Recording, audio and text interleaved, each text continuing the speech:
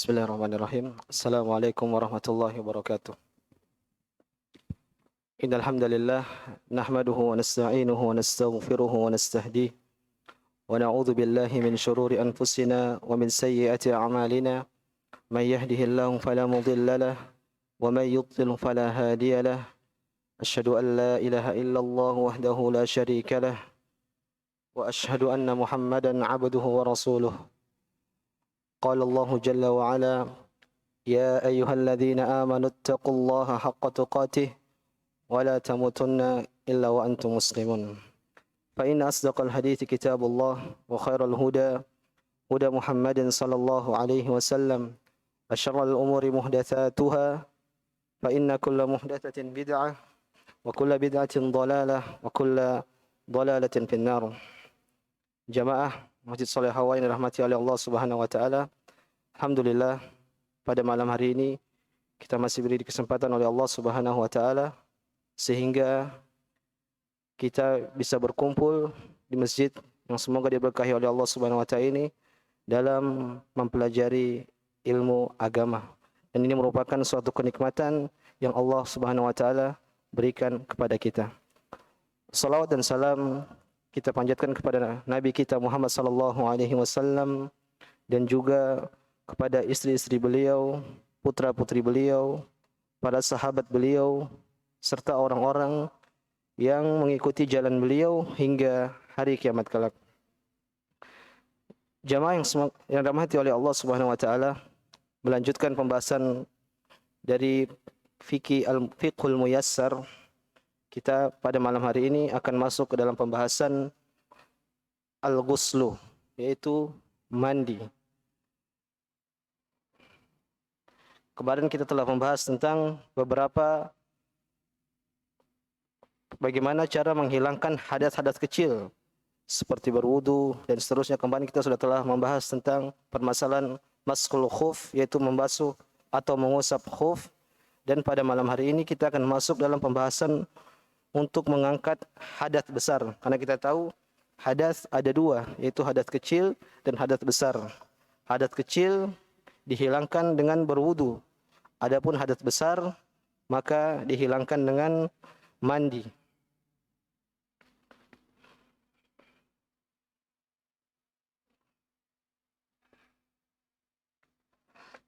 Dan perlu diketahui bahwasanya mandi ini merupakan suatu syariat yang sangat agung. Karenanya dalam sebuah hadis Nabi sallallahu alaihi wasallam ketika menjelaskan tentang Islam, mendefinisikan Islam, beliau mengatakan al-Islam an tashhadu an la ilaha illallah wa anna Muhammad Rasulullah wa an tuqimas shalah wa tu'tiyaz zakah wa tahujjal bait.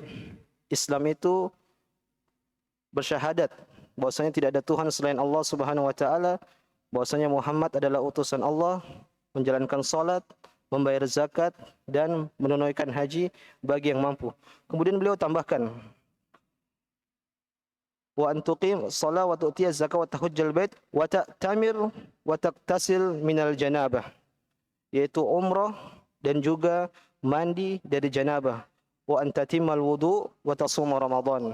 Jadi beliau ketika mendefinisikan tentang Islam, di antara rukun Islam beliau tambahkan di antaranya yaitu berwudu dan juga umrah, kemudian mandi janabah. Ada 3 tambahan dari definisi yang Rasulullah sallallahu alaihi wasallam sebutkan. Maka dari sini kita tahu bahwasanya mandi janabah, pembahasan tentang mandi adalah pembahasan yang sangat penting. Karena tidak bisa kita lakukan ibadah kecuali kita telah bersih dari hadas besar. Dan bersih dari hadas besar itu hanya dilakukan dengan mandi. Taib jamaah sekalian yang dirahmati oleh Allah Subhanahu wa taala, kita akan masuk pada pembahasan tentang mandi, yaitu al-babus sabi'. Di sini muallif mengatakan al-mas'alatul ula makna al-ghuslu wa hukmuhu wa daliluhu, yaitu tentang pengertian atau definisi al-ghuslu, yaitu mandi, dan juga apa hukumnya dan apa dalil-dalilnya. Di sini ana ringkas saja.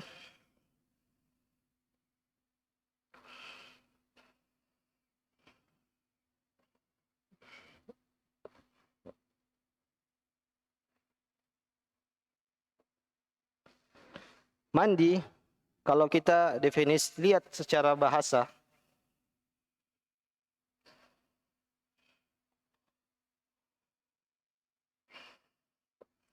maka tidak jauh berbeda antara bahasa dengan syar'i. Secara ringkas, mandi secara bahasa adalah seperti mandi yang kita lakukan sehari-hari. Mandi seperti biasa.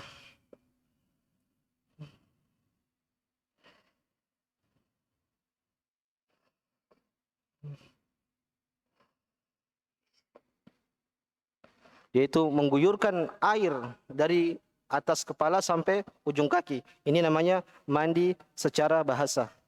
Lalu bagaimana secara syar'i? Di sini beliau mengatakan ta'mimul badani bil ma' aw isti'malul ma'it tahur fi jami'il badan ala sifatin makhsusatin ala wajhi ta'abbud lillahi ta'ala. Jadi kalau secara syar'i,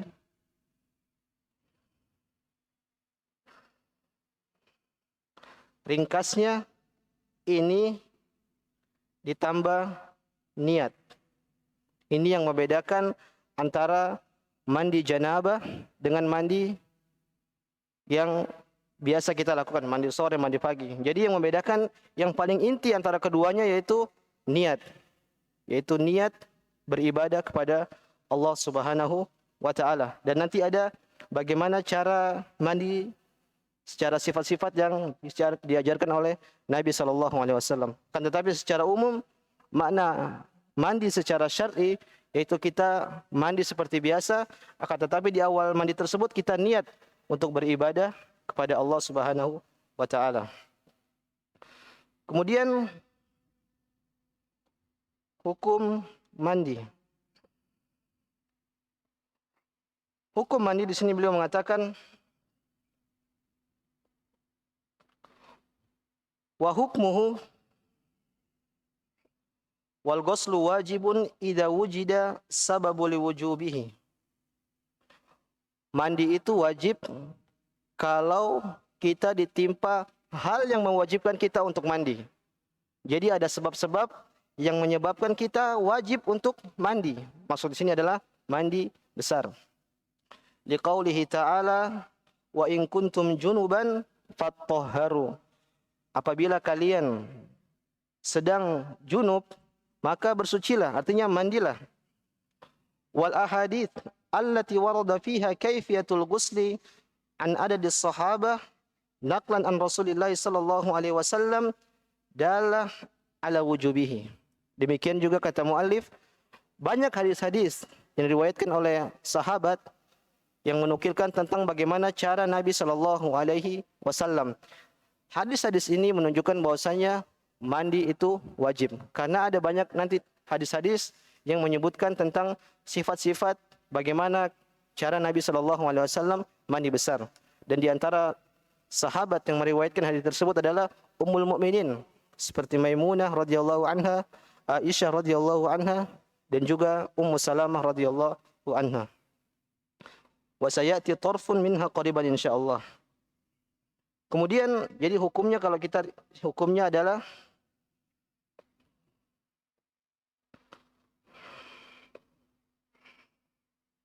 wajib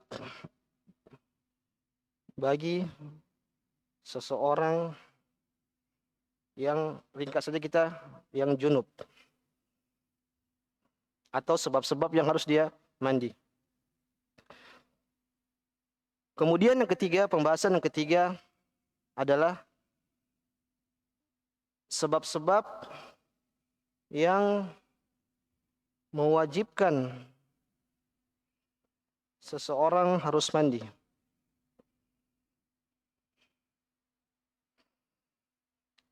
Apa saja sebab-sebab yang mewajibkan seseorang harus mandi? Di sini beliau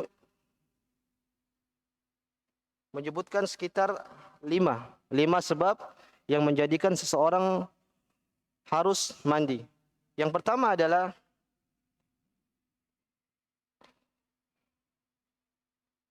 khurujul mani min makhrajihi, yaitu keluarnya mani. Yang pertama adalah keluarnya mani, air mani. Wa yushtaratu an yakuna dafqan biladzatin. Keluarnya mani tersebut harus disertai dengan pancaran, artinya dia terpancar, kemudian biladzatin, dengan kelezatan atau klimaks. Difqan ladzah min dzakarin au unsa, baik itu laki-laki ataupun wanita. Liqaulihi ta'ala wa in kuntum junuban fattahharu, kalau kalian sedang junub maka mandilah. Wa liqaulihi sallallahu alaihi wasallam li Ali idza fadahtal ma fattasil. Ini lihat hadisnya, idza fadahtal ma, fadah ini artinya memuncratkan. Jika engkau telah memuncratkan air, maksudnya telah mengeluarkan air mani, fattasil, maka mandilah, kata Nabi sallallahu alaihi wasallam kepada Ali bin Abi Thalib radhiyallahu anhu. Kemudian beliau melanjutkan, malam yakun naiman wa nahwahu, selama itu dia tidak tidur atau semisalnya, misalnya dia pingsan atau tersebut. Fala yustaratul ladzah, kalau orang yang tidur tidak disyaratkan keluarnya itu disertai dengan klimaks. Li'anna naim qad la yahussu bihi. Karena seorang yang tidur ketika dia mengeluarkan air mani, terkadang dia tidak rasa. Dia tidak merasakan klimaks, tahu-tahu basah. Liqauli sallallahu alaihi wasallam, lima su'ila hal 'alal mar'ati ghuslun idza ihtamalat. Nabi pernah ditanya, apakah seorang wanita juga harus mandi ketika dia mimpi basah? Qala na'am idza ra'atil ma'. Iya, dia wajib mandi kalau dia melihat air. Wa hadza kulluhu mujma' alaihi, dan ini adalah perkara ijma'. Jadi kalau kita mau rinci,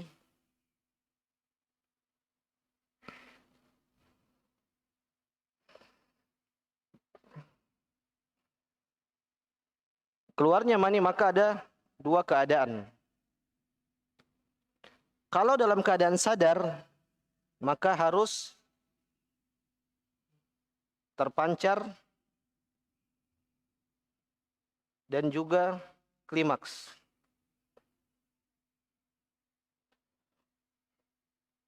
Adapun kalau seseorang tidur atau yang semisalnya, misalnya dia pingsan atau selainnya, maka yang menjadi ibrah adalah airnya. Ini syarat yang ini tidak masuk ke sini. Jadi tidak butuh untuk klimaks atau terpancar. Jadi yang menjadi patokan adalah airnya. Jadi misalnya kalau seseorang dia mimpi, kita contohkan misalnya ada beberapa kondisi. Misalnya seseorang setelah bangun tidur basah, plus dia ingat kalau dia mimpi basah, maka ini hukumnya bagaimana? Wajib mandi. Kemudian kondisi kedua, misalnya dia basah plus tidak ingat. Bagaimana keadaan orang ini? Dia harus mandi. Kemudian kondisi berikutnya, tidak basah, tapi dia ingat, dia tadi mimpi basah, mimpi ihtilam, maksudnya mimpi basah. Tapi setelah dia bangun, tidak ada asar. Bagaimana keadaan orang ini? Wajib mandi apa enggak? Tidak wajib.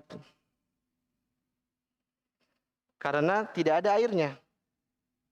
Karena tadi kita katakan bahwasanya intinya kalau seseorang dalam keadaan tidur, maka yang dilihat adalah airnya, basahnya. Kalau dia mimpi, dia ingat dia mimpi, tadi saya mimpi misalnya bersenggama sama seorang wanita. Kemudian dia bangun nggak ada airnya, maka tidak wajib baginya untuk mandi. Jadi saya ulangi, keluarnya mani ada dua keadaan. Kalau seorang dalam keadaan sadar, maka dua syarat, yaitu harus klimaks dan keluarnya itu secara terpancar atau bahasa muncrat. Kemudian kalau dalam kondisi tidur, maka yang menjadi patokan adalah airnya. Meskipun dia tidak sadar, tidak ingat bahwasanya tadi dia telah mimpi basah atau tidak. Intinya kalau ada air, maka dia harus mandi wajib. Ini sebab yang pertama seseorang harus mandi wajib.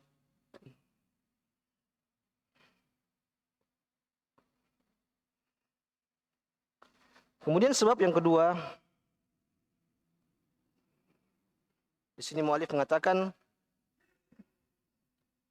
tagyibul hasyafati dzakari kulliha au qadriha fil farji. Di sini beliau menjelaskan bahwasanya tenggelamnya hasyafatul dzakar. Hasyafah itu adalah, maaf ya, kemaluan laki-laki yang kulitnya dipotong saat sunat. Jadi kemaluan laki-laki kan depannya ada seperti benjolan yang kulit yang dikupas saat sunat, maka ini namanya ukuran hasyafah. Paham Pak ya? Jadi di sini beliau mengatakan tenggelamnya hasyafah kulliha. Jadi misalnya sepanjang ini misalnya. Kemudian hasyafahnya segini. Maka tenggelamnya hasyafah ini masuk ke kemaluan wanita, maka ini sudah seukuran wajib seseorang mandi. Meskipun misalnya dia sepanjang ini dia tidak full, tapi sekadar masuk hasyafah, maka dia wajib mandi. Paham Pak ya?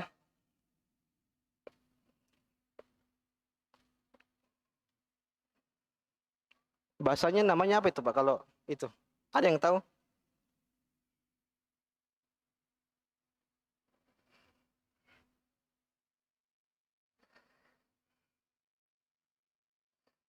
Intinya hasyafa itu bagian ukuran kulit yang disunati.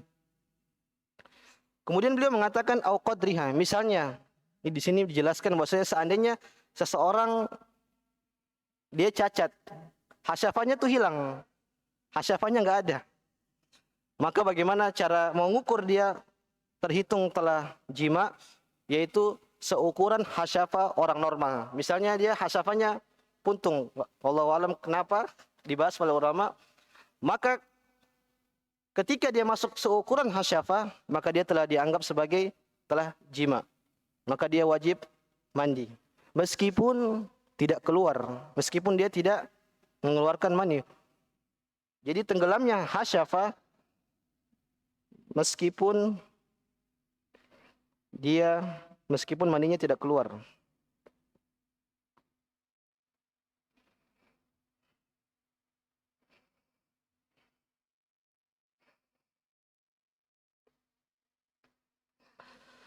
Dalilnya adalah hadis Nabi sallallahu alaihi wasallam, "Idza jalasa baina syu'abihal arba' wa massal khitan wajibal ghuslu."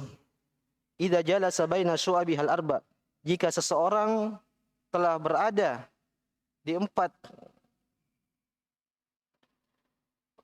ini bahasa kinayah, maksudnya adalah seseorang telah ingin mendatangi istrinya, kemudian wa massal khitan al-khitana, kemudian khitan, kemaluan laki-laki bersentuh dengan kemaluan perempuan, wajabal ghuslu. Kemudian beliau mengatakan lakin la yajibul ghuslu fi hadhil hala illa ala ibn asyar wa tis'a fama fawqa. Jadi intinya di sini beliau menekankan poin bahwasanya ukuran seseorang dikatakan jima yaitu ukuran hasyafah, yaitu ujung kepala kemaluan laki-laki. Kalau dia sudah masuk, meskipun tidak keluar maninya, tidak klimaks, maka dia tetap wajib mandi. Adapun kalau dia masuk belum seukuran klimaks, seukuran hasyafah, baru setengah, maka ini dia belum wajib mandi. Wallahu ta'ala alam. Ini yang kedua.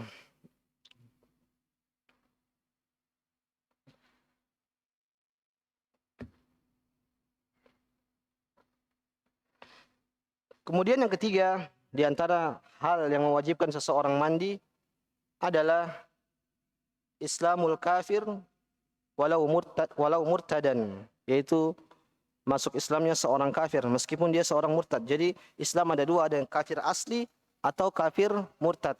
Kedua-duanya kalau kembali masuk Islam, maka mereka harus wajib mandi.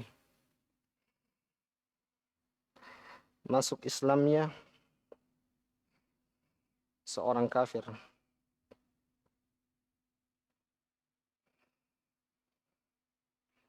Dalilnya apa? Kata beliau di sini mengatakan, li'anna Nabi sallallahu alaihi wasallam amara Qais bin Asim hina aslam an yaktasil. Nabi sallallahu alaihi wasallam ketika Qais seorang sahabat dia masuk Islam, maka Nabi sallallahu alaihi wasallam memerintahkan dia untuk mandi.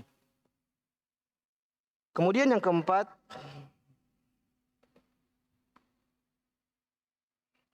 inqita'u damil haid wan nifas. Berhentinya darah haid dan nifas. Di hadis Aisyah anna Nabi sallallahu alaihi wasallam qala li Fatimah binti Abi Ubaysh idza aqbalatil haidha fada'is shalah. Dalam hadis yang diriwayatkan oleh Aisyah bahwasanya Nabi sallallahu alaihi wasallam berkata kepada Fatimah binti Abi Hubaysh, "Idza aqbalatil haidha fada'is shalah." Kalau engkau telah mengalami haid, maka tinggalkanlah salat. Wa idza adbarat faktasili wa shalli. Kemudian ketika haid itu telah berhenti darimu, maka faktasili, maka mandilah, kemudian salat. Wan nifasu kal haid bil ijma'. Ini tadi dalil hadis tentang haid. Lalu bagaimana dengan nifas? Kata para ulama, nifas sama dengan haid, dan ini telah ijma' para ulama. Jadi sebab keempat yang mewajibkan seseorang harus mandi adalah berhentinya darah haid dan nifas. Ini berkaitan dengan para ibu-ibu atau para wanita. Kemudian yang kelima yaitu al-maut, yaitu kematian.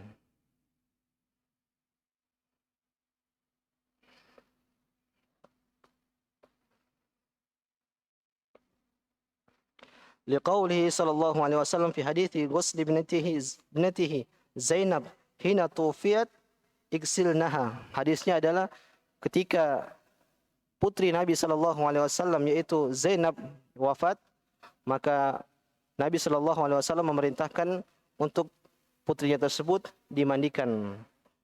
Wa qala fil muhrim, Nabi juga sallallahu alaihi wasallam pernah memerintahkan seorang yang muhrim kemudian dia meninggal, maka beliau mengatakan iksiluhu bima'in wasidrin. Mandikanlah orang ini, muhrim ini, yaitu orang yang lagi berihram, dengan air wasidrin. Wadhalika ta'abbun li'annahu law kana 'inda hadatsin lam yartafi ma'a baqa'is sababihi. Dan memandikan mayat itu suatu bentuk ibadah, bukan untuk menghilangkan hadasnya, tapi bentuk peribadatan kepada Allah Subhanahu wa taala. Jadi ini yang kita bahas, bahwasanya sebab-sebab yang mewajibkan seorang mandi ada 5. Yang pertama adalah keluarnya mani. Dan keluar mani di sini ada 2 kondisi, sadar dan tidur. Kalau sadar, maka dia harus terpancar dan klimaks. Adapun kalau tidur, maka yang menjadi ibrah, yang menjadi patokan adalah airnya. Kalau seseorang dia bangun, kemudian dia dapati dia basah, tapi dia tidak ingat, maka dia wajib mandi. Kemudian kalau dia basah, dia ingat, maka ini lebih wajib mandi. Kemudian jika seseorang dia tidak basah, tapi dia ingat kalau dia habis mimpi basah, maka dia tidak wajib mandi karena tidak ada airnya. Kemudian sebab kedua yang menjadikan seseorang mandi adalah tenggelamnya hasyafah, yaitu ujung kemaluan seorang lelaki dalam kemaluan wanita. Ini ukuran standarnya. Kalau kurang dari itu, maka dia belum wajib mandi. Kemudian yang ketiga adalah masuk Islamnya seorang kafir. Baik itu kafir asli, sejak lahir dia kafir, ataupun kafir murtad, yaitu orang yang Islam, kemudian dia kafir, kemudian dia kembali masuk Islam, maka dia tetap wajib mandi. Kemudian yang keempat, yaitu berhentinya darah haid dan nifas bagi para wanita. Kemudian yang keempat adalah kematian. Yang sholat bukan mayitnya, tapi yang sholat kita yang hidup, dan hukumnya adalah fardu kifayah. Kemudian pembahasan berikutnya yaitu tentang al-mas'alatu tsaniyah fi sifatil ghusli wa kaifiyatihi, yaitu tentang sifat-sifat mandi, bagaimana cara mandi. Maka di sini beliau menyebutkan ada dua cara, yaitu dua cara. Yang pertama adalah cara sempurna istihbab yang disunahkan, atau yang kedua itu cara minimal sah.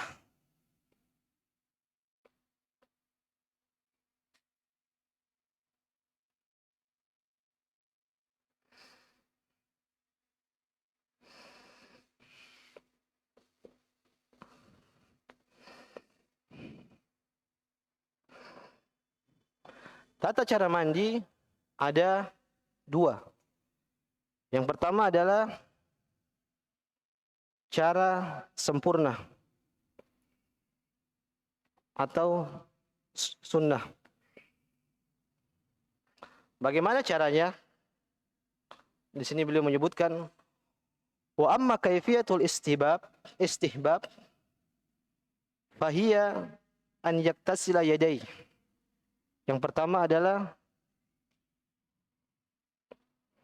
mencuci kedua telapak tangan.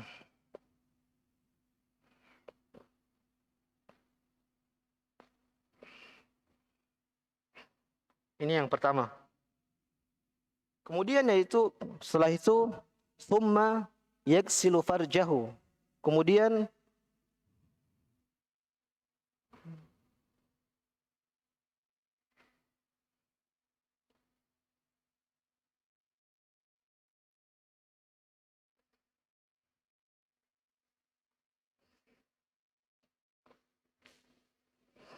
yang kedua yaitu mencuci kemaluan.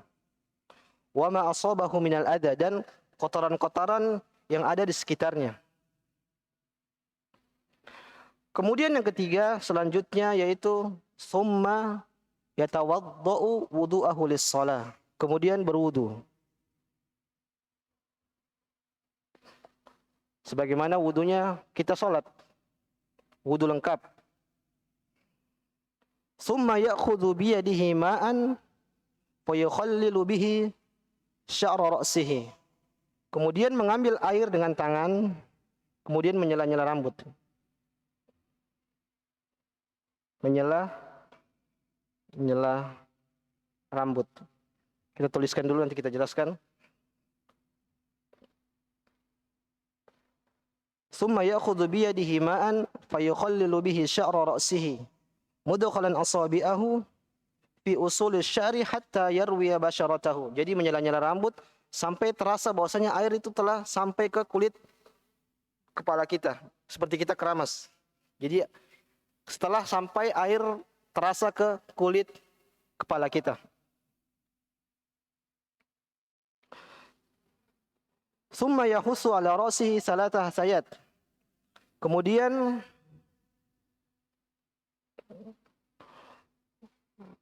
menyiram kepala dengan air sebanyak 3 kali.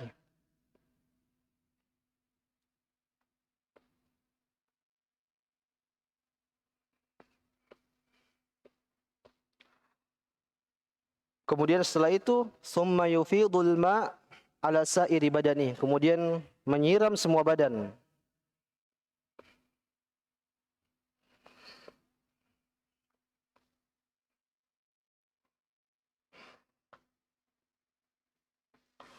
Li hadithi Aisyah al-muttafaq alaih. Jadi ini adalah kaifiyatul ghusli istihbab. Jadi ini tata cara mandi yang diajarkan oleh Rasulullah sallallahu alaihi wasallam secara sempurna. Jadi pertama yang kita lakukan adalah sampai ke kamar mandi, maka kita cuci tangan kita. Maksudnya adalah telapak tangan kita. Setelah kita mencuci, kemudian kita mencuci kemaluan kita dan sekitarnya yang rasa kita ada kotoran di situ. Jadi kita bersihkan semua bersihkan kemaluan kita, kemudian setelah itu maka kita berwudu. Berwudu seperti kita berwudu ketika kita hendak sholat, dari awal sampai akhir, sampai kaki. Dalam riwayat lain, Nabi SAW hanya berwudu sampai kepala, jadi meninggalkan kaki. Nanti kaki di akhir. Jadi boleh kakinya di akhir, boleh kakinya sampai selesai di awal. Jadi di sini disebutkan oleh mu'allif, wudu sampai selesai, wudu lengkap. Kemudian setelah wudu, setelah mencuci kaki, maka kita ambil air, kita menyela-nyela kepala kita. Pakai tangan, pakai jari, kemudian menyela-nyela air sampai terasa di kepala kita seluruhnya. Kepala kita, kulit ini tersentuh air. Jadi menyela-nyela. Fayukhallilu sya'ra ra'sihi. Kemudian setelah itu menyiram kepala sebanyak 3 kali. Menyiram kepala sebanyak 3 kali. Kemudian menyiram semua badan. Menyiram semua badan kita mulai dari kanan 3 kali. Kemudian kiri 3 kali. Maka setelah ini sudah sempurna sempurna mandi kita. Ini cara yang paling sempurna untuk kita lakukan ketika mandi janabah, mandi junub. Kemudian di sini beliau menyebutkan juga mandi minimal sah. Bagaimana mandi minimal sah? Jadi kita tidak mandi dengan tata cara yang lengkap tadi. Bagaimana cara minimal sah? Intinya seluruh badan kita terkena air. Seluruh badan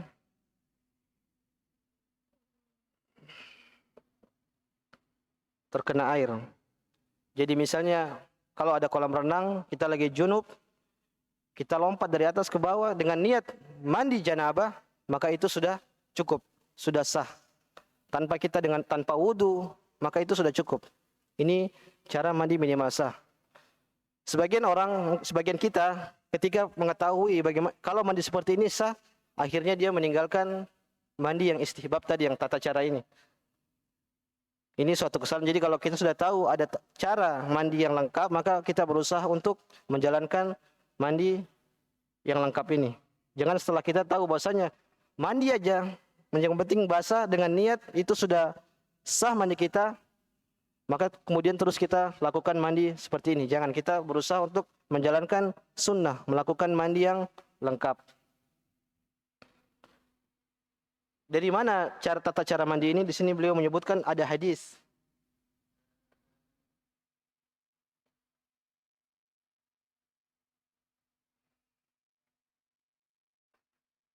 Hadis yang diriwayatkan Maimunah radhiyallahu taala anha, istri Rasulullah sallallahu alaihi wasallam, wada'a Rasulullah sallallahu alaihi wasallam wudu'al janabah. Rasulullah sallallahu alaihi wasallam menyiapkan air untuk mandi janabah. Fa afraga ala yadayhi fa ghasalahuma marratain salasan. Kemudian beliau sallallahu alaihi wasallam mencuci tangannya sebanyak 3 kali. Summa tamatmadha wastanshaqa. Setelah mencuci tangannya, kemudian beliau berkumur, kemudian beliau beristinsyak. Kemudian wa ghassala wajhahu wa dhira'aihi. Kemudian beliau mencuci wajahnya, kemudian tangannya sampai dhira', sampai siku. Summa afadha al-ma' ala ra'sihi. Kemudian beliau menuangkan air ke kepalanya. Summa ghassala jasadahu. Kemudian beliau menyiram lagi badannya. Kemudian kata Maimunah, fa'ataituhu bil mindil falam yuritha. Setelah Rasulullah sallallahu alaihi wasallam mandi, maka aku pun membawakan handuk ke Rasulullah sallallahu alaihi wasallam. Falam yuritha, akan tetapi Rasulullah menolak. Rasulullah enggak mau pakai handuk. Wa ja'ala yanfudul ma biyadihi, akan tetapi beliau membersihkan badannya dengan seperti ini. Yanfudul ma biyadihi, jadi menurunkan air-air sisa dari badannya dengan tangannya. Kemudian ini tata cara yang disebutkan oleh Maimunah radhiyallahu anha. Jadi beliau mencuci tangan, kemudian beliau berwudu, kemudian beliau siram badannya. Kemudian juga ada hadis dari Aisyah radhiyallahu anha, "Tsumma yukhallilu sya'rahu biyadihi." Setelah mandi dan wudu, kemudian beliau menyela-nyela rambutnya.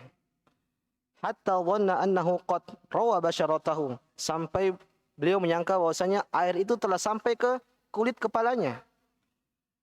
Afadhu alaihi al-ma' salasa marrat. Kemudian beliau membasuh lagi, menyiram lagi badannya sebanyak 3 kali. Tsumma ghassala sa'ira jasadihi. Kemudian beliau menyiram seluruh tubuhnya.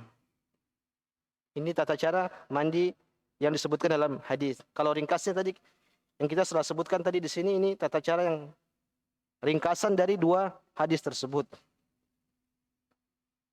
Kemudian muallif mengatakan, wala yajibu 'alal mar'ati naqdu sya'riha fi ghuslil janabah.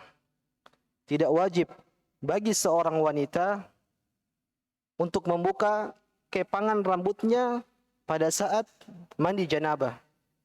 Jadi terkadang ada wanita yang rambutnya dikepang, misalnya panjang atau tebal, kemudian diikat rambutnya. Jadi 2 biasanya atau lebih. Wa yulzimu hadzalik fil ghusli minal haid. Akan tetapi kalau dia mandi dari haid, maka kepangan tersebut harus dibuka. Jadi bagi wanita, bagi ibu-ibu, ketika mandi janabah, kalau rambutnya dikepang, dia tidak wajib membuka kepangannya tersebut. Akan tetapi kalau dia mandi dari haid atau nifas, maka kalau dia lagi kepang rambut, kepangan tersebut wajib dibuka. Di hadits Ummi Salama qalat qultu ya Rasulullah inni imra'atun ashuddu dhafra ra'si. Wahai Rasulullah, aku adalah seorang wanita yang mengkepang kepalaku, rambutku. Afa anquduhu li ghuslil janabah? Apakah aku harus membukanya ketika hendak mandi janabah, itu mandi junub? Apa kata Rasulullah? Qala la, inna ma yakfiki an tahtiya ala ra'siki thalatha hasayat. Tidak harus membuka kepangan tersebut, akan tetapi engkau harus menyiram rambutmu sebanyak 3 kali. Summa tafidina alaikal ma. Kemudian engkau tahisi ala ra'sika thalatha hasayat, summa tafidi alaikil ma. Intinya tidak wajib baginya untuk membuka kepangan tersebut. Fatatharin, maka engkau setelah itu telah suci. Jadi ana ulangi bagi ibu-ibu yang rambutnya dikepang ketika dia janabah, maka tidak perlu dia buka kepangannya tersebut, mandinya sudah sah. Akan tetapi kalau dia sedang haid atau nifas kemudian ingin mandi, maka kepangannya harus dibuka. Kalau kepangannya tidak dibuka, mandinya belum sah.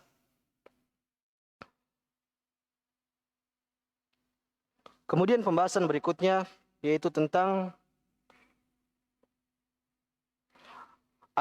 al-aksal al-mustahabbah, yaitu mandi-mandi yang disunahkan. Jadi tadi kita sudah sebutkan bahwasanya ada mandi-mandi yang ada sebab-sebab yang mewajibkan kita mandi. Itu namanya mandi wajib. Nah, pembahasan kita sekarang adalah mandi sunnah. Jadi mandi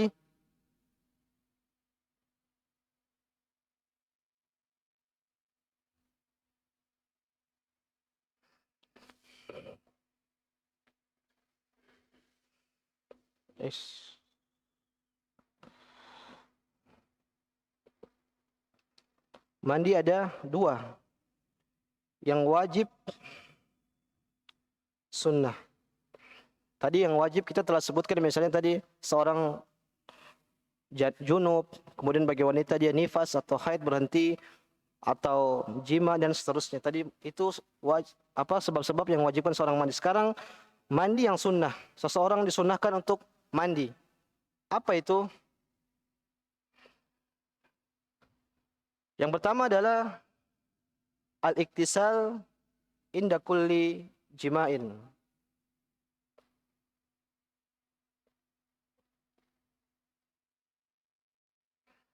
Yaitu mandi ketika hendak mengulangi jima atau mengulangi bersetubuh. Li hadits Abi Rafi' anna Nabiy sallallahu alaihi wasallam kana dzata lailatin yaktasilu inda hadhihi wa inda hadhihi. Dalam hadis yang diriwayatkan Abi Rafi' radhiyallahu anhu bahwasanya Nabi sallallahu alaihi wasallam ketika berhubungan dengan istrinya kemudian berpindah ke istri lainnya, beliau selahkan dengan mandi. Jadi setelah berhubungan dengan istri pertamanya, beliau sallallahu alaihi wasallam mandi, kemudian beliau datang ke istri beliau yang lainnya. Kemudian Rafi mengatakan, qala faqultu ya Rasulullah, ala taj'alu wahidan? Ya Rasulullah, kenapa enggak dijadikan satu kali mandi aja? Jadi datang ke istri pertama, istri kedua, istri ketiga enggak usah mandi. Nanti kita mandinya diakhirkan biar sekali mandi sekaligus. Kata Rasulullah sallallahu alaihi wasallam, hada azka wa atyab wa athhar. Seperti ini, maksudnya setiap mengulangi jima mandi dulu itu lebih suci dan lebih bersih dan lebih sehat. Jadi beliau menjelaskan bahwasanya disunnahkan ketika seorang hendak mendatangi istri pertamanya atau dia kemudian ingin mengulangi yang kedua kali, ingin mengulangi yang ketiga kali, maka disunnahkan dia mandi. Ini sebagaimana dijelaskan hadis dari Rafi radhiyallahu taala anhu. Kita berhenti dulu dengar azan. Sallallahu ala nabiyina Muhammad wa ala alihi wa ashabihi ajma'in.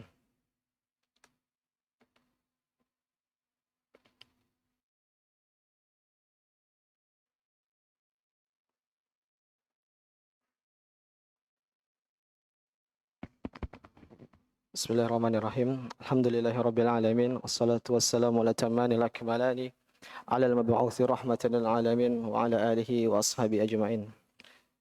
Jemaah sekalian yang dirahmati oleh Allah Subhanahu wa taala, melanjutkan sedikit.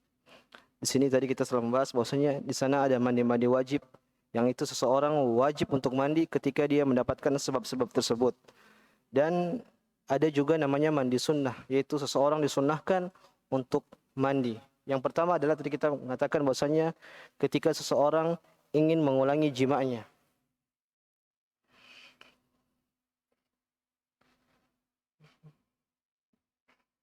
Yang pertama adalah jika seseorang ingin mengulang jima'nya.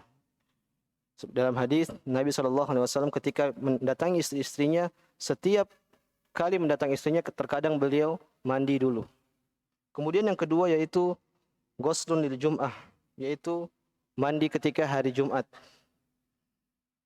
Biar cepat, mandi ketika hari Jumat, ini yang kedua. Kemudian yang ketiga yaitu al-iktisal lil idain, yaitu mandi ketika hari raya, yaitu dua hari raya, yaitu hari Idul Fitri dan hari Idul Adha. Ketika hendak kita mau melakukan salat Id, maka kita disunnahkan untuk mandi. Kemudian yang keempat yaitu al-iktisal indal ihram bil umrati wal hajj, yaitu ketika seseorang hendak berihram, baik itu dalam haji ataupun umrah. Yang kemudian yang kelima yaitu ghuslun al-ghuslu min ghuslil mayyit, yaitu setelah memandikan mayat. Misalnya seorang setelah habis mandi mayat, maka disunahkan bagi dia untuk mandi, tidak wajib, hanya sunnah. Yang pertama tadi anda ulangi, yang pertama adalah ketika seseorang hendak mengulangi jima. Kemudian yang kedua yaitu mandi di hari Jumat. Kemudian yang ketiga yaitu mandi di dua hari raya, yaitu hari Idul Fitri dan Idul Adha. Kemudian yang keempat, mandi ketika berihram, hendak berihram, ya baik itu untuk umrah ataupun haji. Kemudian yang keempat, al-ghuslu min ghuslil mayyit, yaitu ketika seseorang selesai memandikan mayat. Ini diantara hal-hal yang disunnahkan seseorang untuk melakukan mandi. Di sini timbul ada pembahasan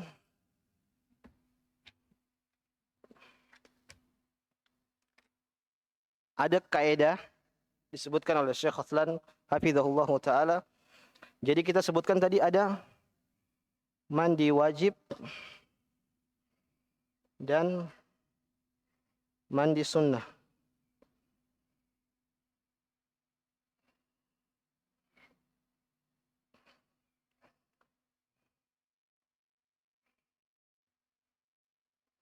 Kaidah,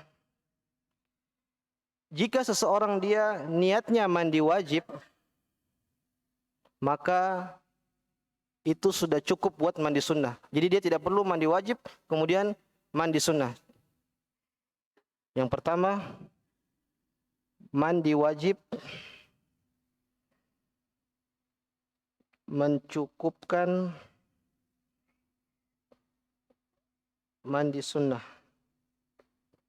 Artinya begini, misalnya Anda contohkan, misalnya di hari raya, tepat di hari raya kita mau sholat, tiba-tiba kita junub.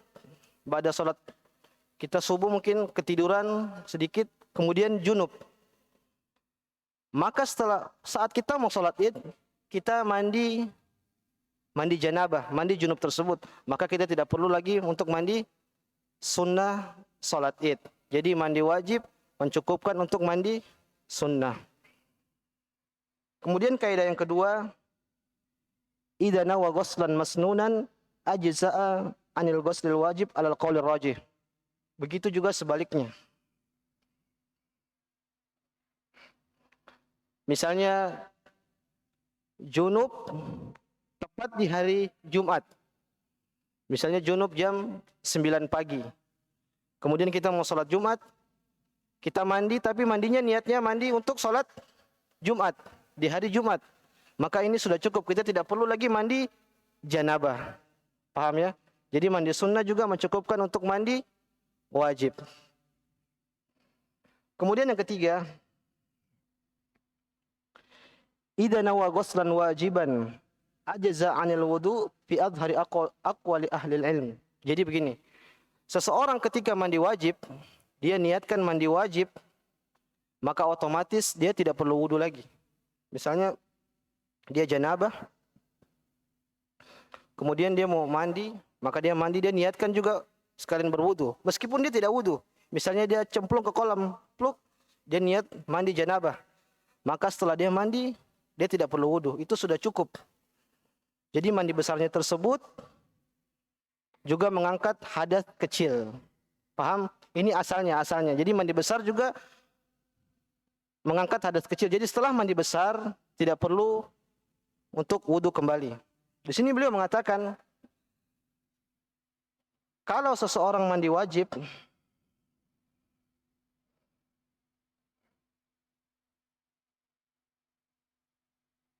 maka dia sudah cukup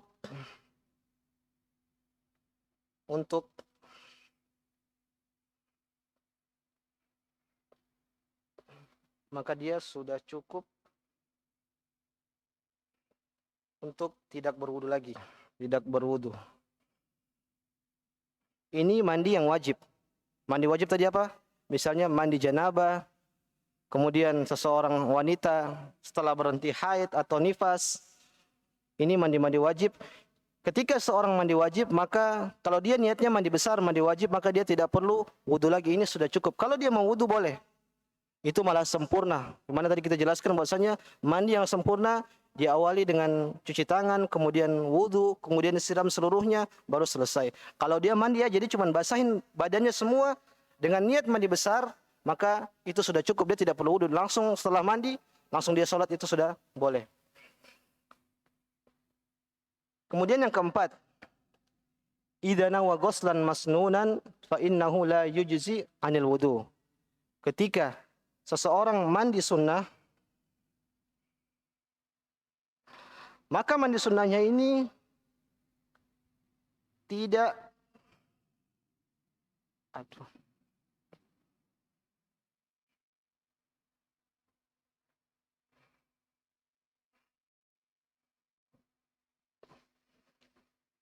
mencukupkan wudu.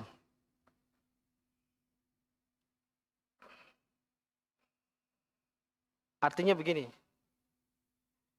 misalnya seseorang di hari Jumat, kayak tadi, kemudian dia mandi Jumat.